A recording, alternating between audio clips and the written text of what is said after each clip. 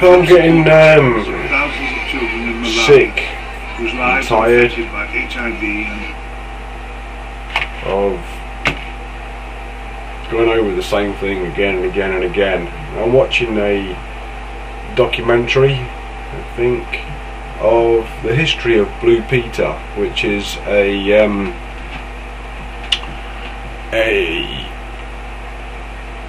program which children watch in England, and what it does is it shows you lots of different things.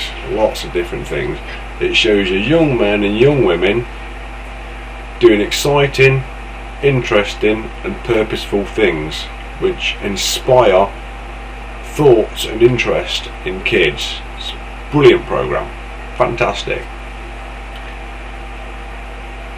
I'm going along and it's all been great. The whole program's been great. I've been enjoying it, really enjoying it a lot. And then we come to a point and it's fundraising, and the first thing I see is lots of children sending in tin cans, aluminium cans, and they raised loads of money, loads of money by sending in tin cans. And I can remember it myself, yeah, and I was sitting there myself thinking to myself, I'm not joining anyway, because I'd had this argument with my head teacher and my parents and everything when I was young, 6 or 7 or 8, and I wasn't joining in, so I wasn't. It was like, well, I've got loads of cans, I should send them in. I was like, no, I'm not going to send them in because I'm not joining in. But I watched it and carried on, and it was perplexing because the stuff they were doing for Africa and places, like the charity work that they were doing for these places, was very commendable, and they raised a lot of money. And it's just turned out that in today's monetary value, they've raised over £100 million, Blue Peter alone, £100 million. That's a lot of money. So anyway, then it went on to where they'd spent the money. Just a quick oversight, nothing too complicated. And it was, we bought seeds and gave them seeds and other bits and bobs,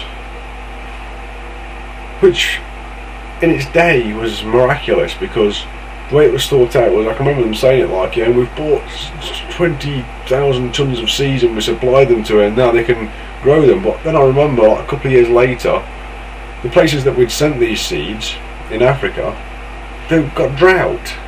So they'd been reseeded because we'd reseeded them, but then the same thing happened again that was happening anyway. And my thoughts were, well, tin can sent in, if you send one tin can in, how much postage did it cost to send it in the first place? Which, okay, you got tin cans in the first place, you weighed them in, you got the money, £300,000, £500,000, £175,000, all these different amounts of money they got, yeah, which was fantastic. And then they went and bought some seeds and gave them to the, what's it called, or, you know, probably built hospitals and stuff like that. The hospitals were good, right? But what Africa really needed was, I mean, look at Ethiopia. Drought. Kenya, drought. Somalia, drought. What did they need? And you can't just buy them a bottle of water, and that's what they did. They were just shipping bottles of water in. And you spend £200,000 on bottled water. What would have been better to do would be to set up on the coast of Ethiopia, or is there any other country near there? I can't even say the name of the world. Eritrea and Djibouti, whatever. Set up in those countries there, and if they didn't like my procedure, then we'll just blow them up and make them part of Ethiopia because we needed it. Desalination plants. Get the Ethiopians and the, what are they called? Djibouti's. Get the Djiboutians to build the bloody stuff. Just ship loads of cement and concrete across instead of building a hospital, which is commendable and it costs some money. It was just a shack. Well, I could see it was a shack with plastered, nice, clean walls, like, yeah. What would have been more productive would have been building desalination plants back then and supplying them with osmosis pumps so they could pump it themselves. You know, walk down to the coast, get your kids to pump for 5 hours a day and stick it in a pipeline and stick it into the middle of the Sahara Desert, or the outskirts of the Sahara Desert, Ethiopia and Kenya and Sudan and what have you. But what did we do? We sent them bottles of water, fishing nets, seeds, built little hospitals and schools. The schools were good, the hospitals were good, but we didn't have a long-term plan. It was all short-term stuff to save the children right then. And unfortunately, because we only saved the children back then, they grew up nicely and okay, yeah, but they've had more children and their children have died. So the families that we saved are now dead.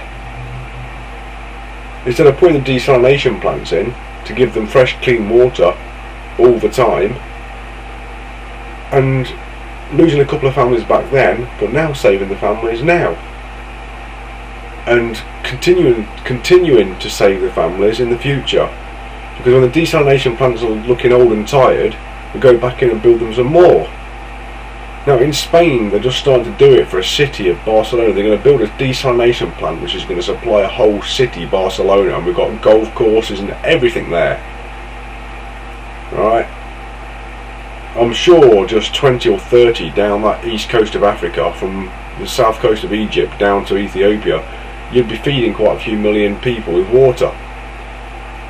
40 or 60 of them, and you'd be irrigating the ground and giving them a chance to grow their own food. It'd be like, you know, if you put enough desalination plants around Egypt, you could have Egypt back how it was 5,000 years ago, with trees everywhere, just by using desalination plants, which I'm pretty much certain they had 5,000 years ago. We had like a big war, I don't know, 25,000 years.